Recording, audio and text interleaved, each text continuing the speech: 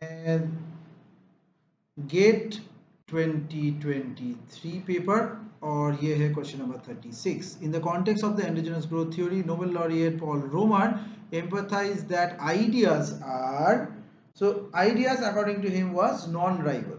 Okay, so the Romer's contribution to the endogenous growth theory highlighted that the ideas of the knowledge have the characteristics of being a non-rival. So this means that the consumption, अगर हम लोग मान लीजिए अगर consumption लेंगे, consumption or use of ideas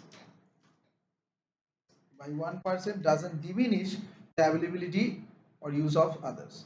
So, in other words, ideas can be shared and used simultaneously and without the exclusion of the rival. So, 36 answer is A.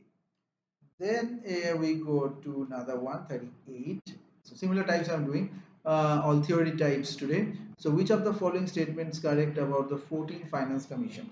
So, here it is C, the communication recommended an increase in the share of the tax devolution and the state of the 42% is divisible. It's a very important move that time. Okay.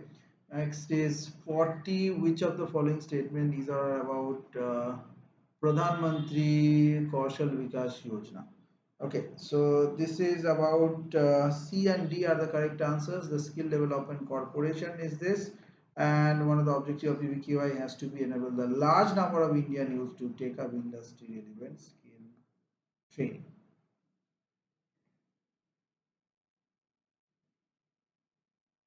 Now, why this one is wrong? Because it was all launched in 2015. So in 2010, how can it be? And remember that it is not a flagship scheme of the Ministry of Education. It's a flagship scheme of the Ministry of Skill Development and Entrepreneurship. So C and D are the only answers.